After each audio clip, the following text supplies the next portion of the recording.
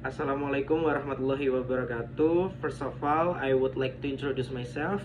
My name is Bintang Garzamsam Saputra from Bachelor of Management with student identification number 2308 1020 1219. Also, I would like to say my gratitude to Bu Almas Faradina Dewi SAMM as our lecturer in this subject for teaching us about export and import management.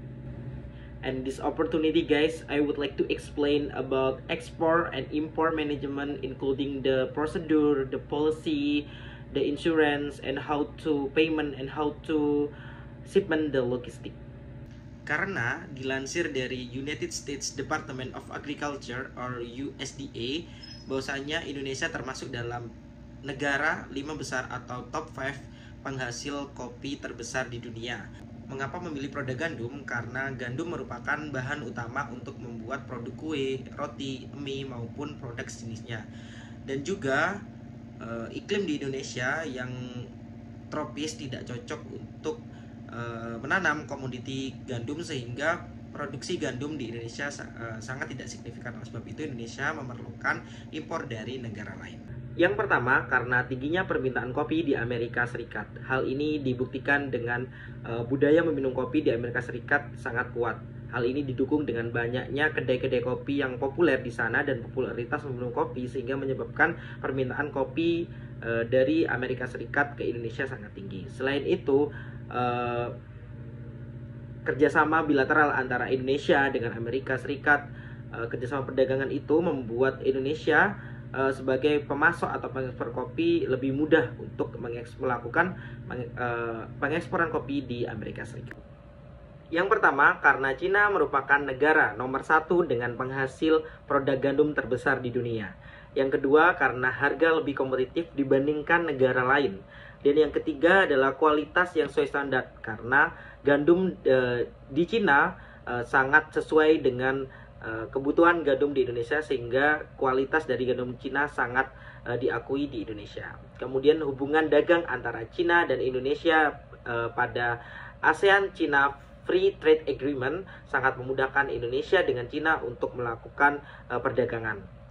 Selain itu, efisiensi logistik yang mana letak dari negara Cina sangat dekat dengan Indonesia. Oleh sebab itu, Indonesia memilih negara Cina agar biaya transportasi atau efisiensi logistik dapat lebih terjangkau, efektif, dan efisien. Pada perencanaan kopi di Indonesia memperhatikan tentang Peraturan Menteri Perdagangan Nomor 19 Tahun 2001 yang mana mengatur atau menjadi acuan bagi seorang eksportir, yang regulasi ini berisi tentang produk kopi yang hanya bisa diekspor oleh eksportir terdaftar atau ETK ataupun eksportir terdaftar sementara atau ETS. Selain itu, eksportir juga harus mendapatkan surat persetujuan ekspor kopi atau SPEK dan memenuhi standar mutu dari Kementerian Perdagangan Republik Indonesia. Nah, selain itu juga, eksportir juga harus memperhatikan regulasi atau policy dari negara tujuan ekspor kopi, yaitu Amerika Serikat. Nah, regulasi yang perlu diperhatikan saat mengekspor kopi ke Amerika Serikat yaitu memenuhi persyaratan Food and Drug Administration or FDA, pemeriksaan US Custom and Border Protection or CBP dari pengawasan US Department of Agriculture or USDA. Selain itu, kopi yang diekspor juga harus memenuhi standar menurut Specialty Coffee Association of America atau SCAA. Pada perencanaan impor produk gandum dari negara Cina, regulasi yang harus diperhatikan adalah besarnya tarif bea masuk ke Indonesia terhadap produk gandum. Importir juga harus terdaftar sebagai importir IT dan menyertakan surat izin impor SII, surat keterangan asal atau SKA, dan Certificate of Origin atau COO. Nah, gandum yang diimpor harus juga memenuhi standar peraturan yang ditetapkan oleh Kementerian Perdagangan Republik Indonesia. Nah, Peraturan Menteri Perdagangan Nomor 23/M DAG/PR/4/2014 tentang ketentuan pengenaan kuota dalam rangka tindakan pengamanan perdagangan terhadap impor tepung gandum di Indonesia.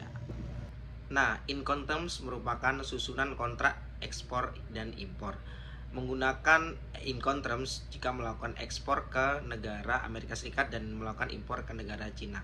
Incoterms menjelaskan hak dan kewajiban seorang pembeli dan penjual yang berhubungan dengan pengiriman barang, seperti proses pengiriman barang, kemudian penanggung jawab proses ekspor dan impor, penanggungan biaya yang timbul, serta penanggungan resiko yang timbul bila terjadi suatu perubahan kondisi tertentu. Nah, pada perencanaan ekspor produk kopi ke negara Amerika Serikat, Incoterms yang digunakan adalah jenis CIF atau Cost Insurance and Freight yang dikirim ke perusahaan yang bernama Browner International Corp dengan total 15 ton dengan senilai 1.350.000.000 yang dikirim ke pelabuhan Port Miami. Sedangkan pada perencanaan impor produk gandum ke negara Cina, moda transportasi yang paling sering digunakan untuk dikirim ke Indonesia adalah transportasi moda laut. Incoterms yang digunakan juga menggunakan CIF atau Cost Insurance and Freight untuk perusahaan pengekspor dari Cina, yaitu bernama COFCO yang mengekspor gandum dengan total 50 ton senilai 285 juta yang dikirim ke pelabuhan Tanjung Priok.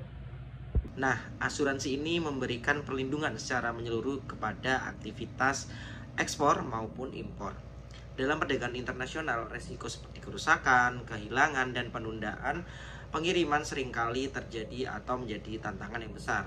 Nah, untuk itu Marine Cargo Insurance akan melindungi produk sejak awal perjalanan hingga sampai ke tempat tujuan dari proses impor maupun ekspor. Nah, mencakup semua resiko seperti pengiriman lintas negara, baik melalui jalur laut, darat, maupun udara. Nah, sementara itu, all risk coverage memberikan perlindungan tambahan untuk kejadian yang tak terduga, seperti guncangan atau paparan cuaca yang bisa merusak kualitas tepung maupun ekspor dari kopi tersebut. Nah, metode pembayaran telegraphic transfer merupakan metode yang paling umum atau metode yang sering digunakan pada proses transaksi atau pembayaran pada proses perdagangan internasional. TT ini juga merupakan metode pembayaran yang dimana pembeli atau importir mengirimkan uang secara elektronik melalui bank penjual atau eksportir. Eksportir kopi di Indonesia dan importir di Amerika Serikat melakukan negosiasi mengenai dengan harga, jumlah kopi, kemudian spesifikasinya dan syarat pengiriman dari proses ekspor impor tersebut. Nah, kedua belah pihak ini sepakat untuk melakukan pembayaran menggunakan TT ini atau telegraphic transfer ini dengan skema pembayaran, yakni misalnya 50% di muka dan 50% setelah melakukan pengiriman atau advance payment. Kemudian ada metode letter of credit, merupakan surat yang dikeluarkan oleh opening bank atas pengajuan importir sebagai nasabah opening bank tersebut, dan selanjutnya surat ini akan disampaikan kepada eksportir dengan perantara negotiating bank yang sebelumnya telah menyepakati sales contract dengan importir. Nah, sebagai simulasi pada kegiatan impor adalah sebuah perusahaan importir dari Indonesia yaitu PT Pangan Nusantara melakukan transaksi untuk mengimpor 10.000 ton gandum dari perusahaan eksportir di Cina atau China Wedco. Untuk mengurangi risiko pembayaran, kedua belah pihak ini sepakat menggunakan Irrevocable Letter of Credit atau LC sebagai metode pembayaran. Nah, untuk proses pengiriman dan pelacakan barang atau verifikasi ekspor kopi bubuk yaitu melalui tahap persiapan pengiriman atau pre-shipment, kemudian pengurusan dokumen-dokumen dan pengiriman ke pelabuhan. Setelah itu melakukan pengapalan atau on board the vessel. Setelah sampai di pelabuhan tujuan atau arrival at destination port, dilakukan pengiriman ke gudang pembeli atau post shipment. Kemudian yang terakhir adalah penyelesaian dari pembayaran tersebut.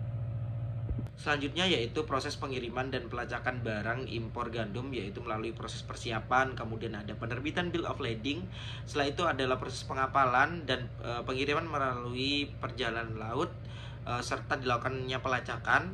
Kemudian ketika sampai atau datang di pelabuhan Jakarta, yaitu melakukan pengambilan dan pengiriman barang ke lokasi tujuan, dan yang terakhir adalah melakukan konfirmasi bahwasanya barang tersebut sudah diterima. And finally, the conclusion is bahwasanya kegiatan ekspor dan impor merupakan kegiatan yang penting bagi suatu negara untuk melakukan proses perdagangan internasional, baik melalui kegiatan ekspor maupun kegiatan impor, yang mana perlu diperhatikan juga terkait regulasi, kebijakan, prosedural yang mengatur tentang proses kegiatan ekspor dan impor tersebut agar berjalan dengan efektif dan efisien. Juga perlu diperhatikan juga terkait asuransi, proses pengiriman, kemudian tata cara pembayaran agar kegiatan ekspor dan impor ini berjalan dengan maksimal. Nah, thank you for watching and I hope it was useful to all of you guys. Dadah.